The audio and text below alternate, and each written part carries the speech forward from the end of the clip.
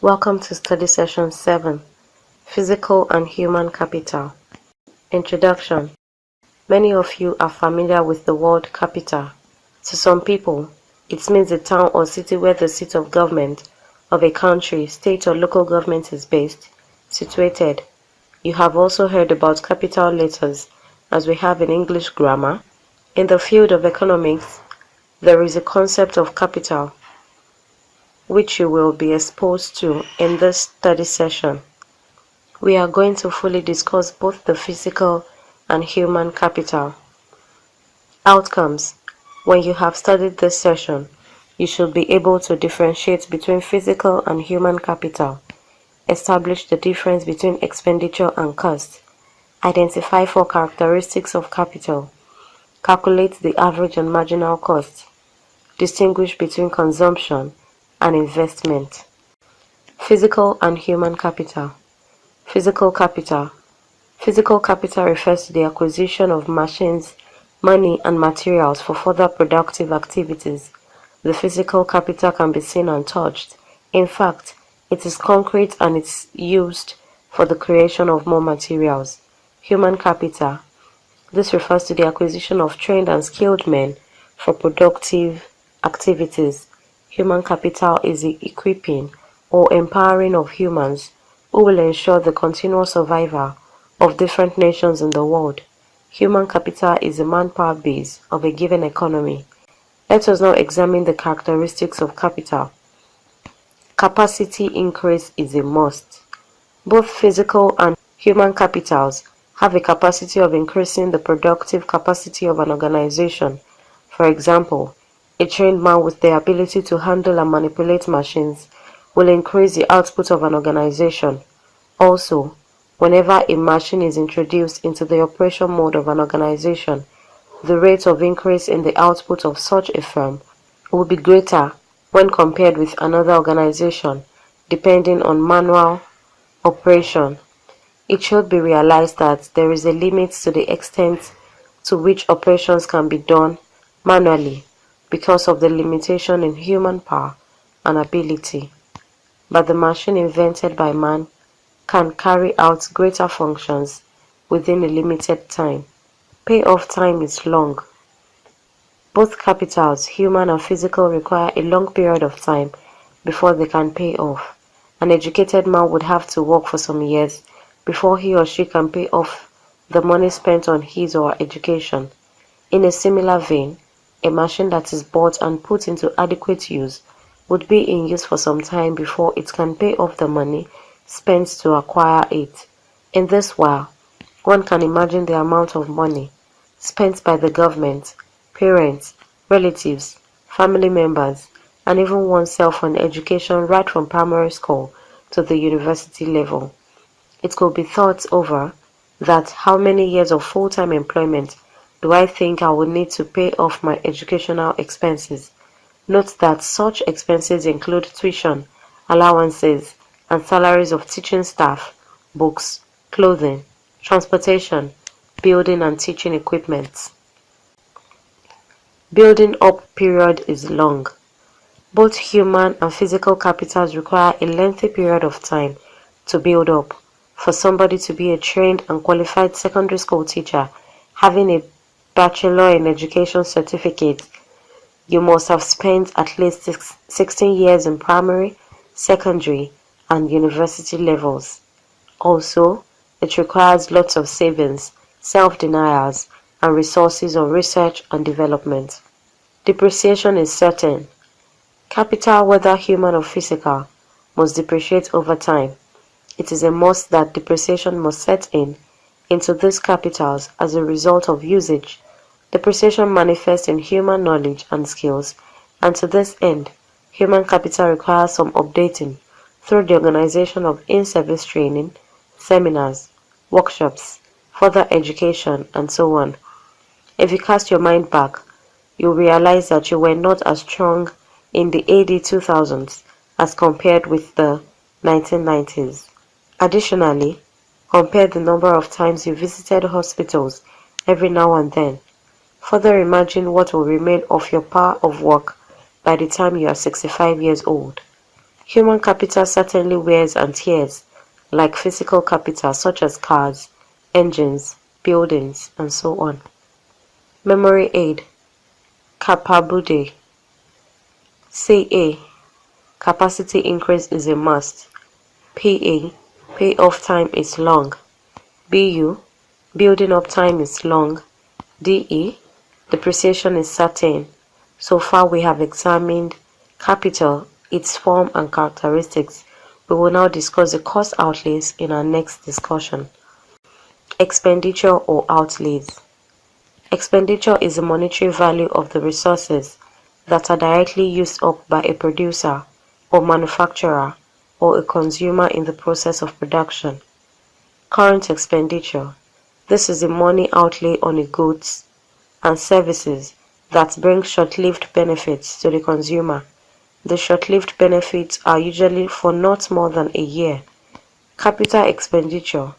The capital expenditure is the money on goods and services that bring long-lived benefits, usually for more than a year. This is expenditure incurred on capital items such as building, investment and share purchase, and so on. One major difference between the current and capital expenditures is in the duration within which one enjoys the goods and services on which expenditure has been incurred. Let us now consider cost variants, such as opportunity cost, total cost, fixed cost, variable cost, and so on. Opportunity cost. Cost is a measure of what is given, sacrificed up in order to produce or consume a commodity or service. It may be in the form of opportunity cost, in which case what is given up is the next best alternative to what is being purchased, produced, or consumed. Opportunity cost is highly concerned with the real sacrifice involved in achieving something. It is also the value of the alternatives or other opportunities which must be foregone in order to achieve a particular thing or target. Cost can therefore be divided into the following types. Total cost. This is otherwise denoted by TC, and it is the value of all what you have to sacrifice in order to achieve something. The total cost is made up of fixed cost and variable cost. Symbolically, TC equals CFC plus TVC, where TC is total cost, TFC total fixed cost, TVC total variable cost. Total fixed cost. This is a cost that does not vary with output. It is incurred on fixed items that must be readily available before any productive activity can take place in a given organization. The total fixed cost is also referred to as an overhead cost. This cost includes cost of management, rental expenses, cost of buildings, and interest on borrowed capital. For example, if the rent paid on accommodation is 2,500 naira a month, when the output is 10 bags, if the output increases to 20 bags, the rent will still be 2,500 naira a month for accommodation. On the other hand, if the output falls or reduces to 5 bags, this output reduction does not imply that there will be a reduction in the accommodation fee of 2,500 naira a month. Such person will still be required to pay 2,500 naira.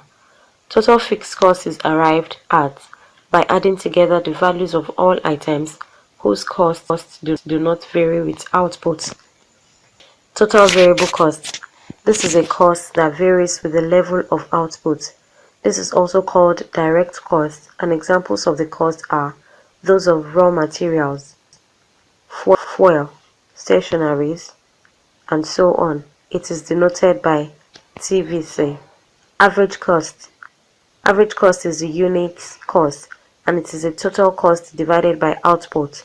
It is symbolically denoted as the average cost. Could also be seen as the sum of average fixed costs, AFC, and average variable cost, AVC.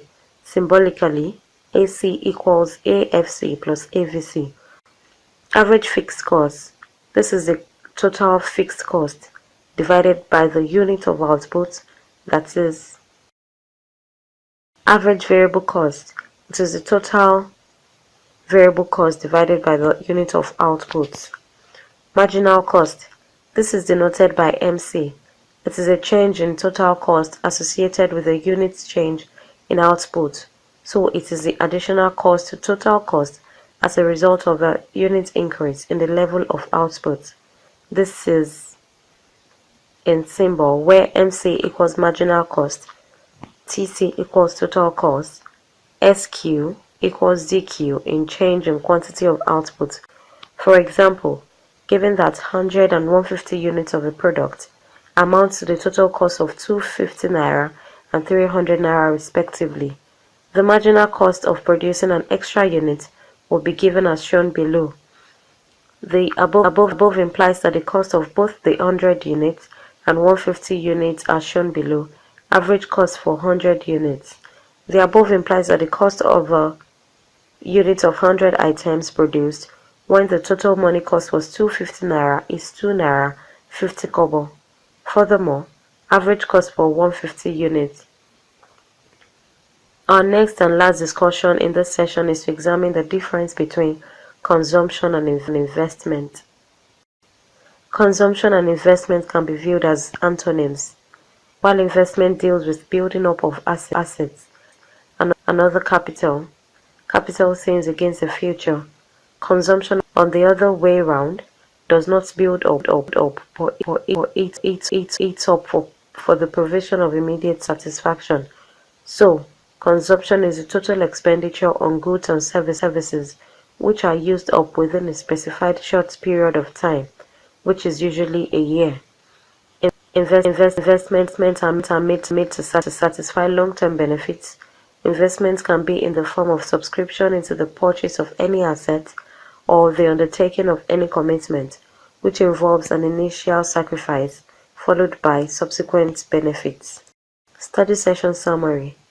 In this study session, we defined physical capital as the acquisition of machines, money, and materials for further productive activities, and human capital as the acquisition of trained and skilled men for further productive activities. We highlighted the four characteristics of capital are as capacity, increased potential is a must, payoff time is long, build-up time is long, and depreciation is certain. We also discussed the concept of expenditure or outlays. Finally, we noted that cost is a measure of what is given up, sacrificed, in order to obtain something. It may be in terms of opportunity cost or outlay, expenditure, and consumption is made to satisfy immediate wants, but investment, on the other hand, involves an initial sacrifice followed by subsequent benefits. End of study session 7. Thanks for listening.